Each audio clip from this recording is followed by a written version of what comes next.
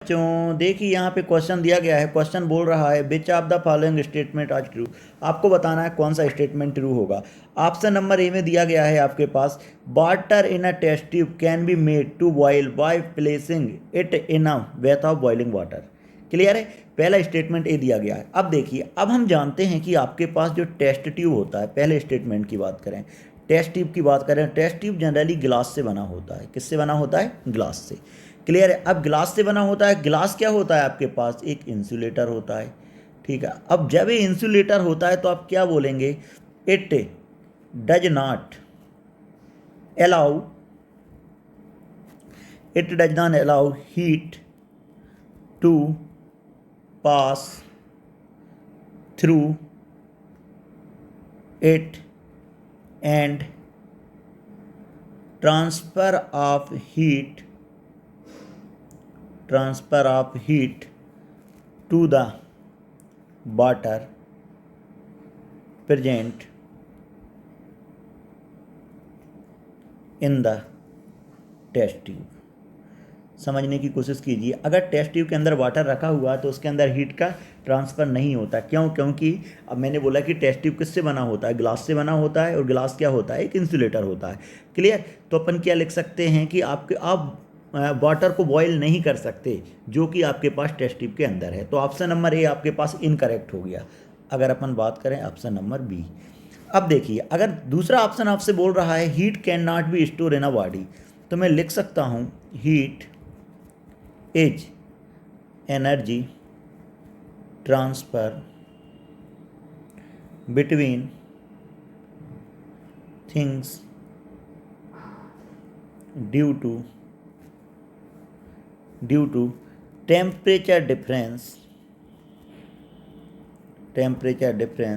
So heat can not be store in body. मतलब body के अंदर आप हीट को क्या नहीं कर सकते? स्टोर नहीं कर सकते।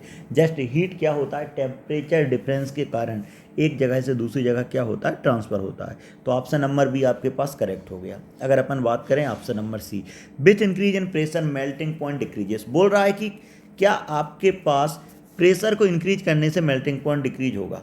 तो अगर मैं बात करता हूँ melting point of ice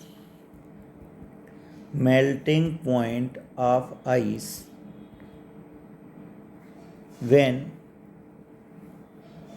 pressure increases, melting point of ice decreases when pressure, आप क्या करोगे? Pressure increases. देखो मेल्टिंग पॉइंट आइस का क्या होगा? डिक्रीज होगा जब आप प्रेशर को क्या करोगे? इंक्रीज करोगे। Because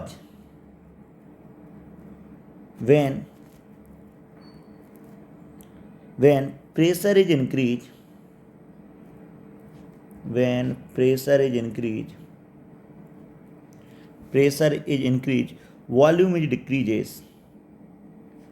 volume is decreases, and volume of water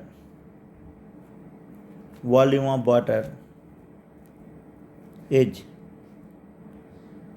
less than ice। ठीक है।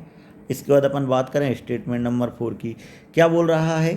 तो आप क्या बोल सकते हो कि प्रेशर को इंक्रीज करने पर मेल्टिंग पॉइंट क्या होता है? डिक्रीज। ऑप्शन नंबर सी भी आपके पास करेक्ट हो गया, जो मैंने आपके लिए एक्सप्लेनेशन दे दिया। Vapour can be directly converted into solid, बिल्कुल। ये तो आपके पास फेज चेंज का मेथड होता है कि वेपर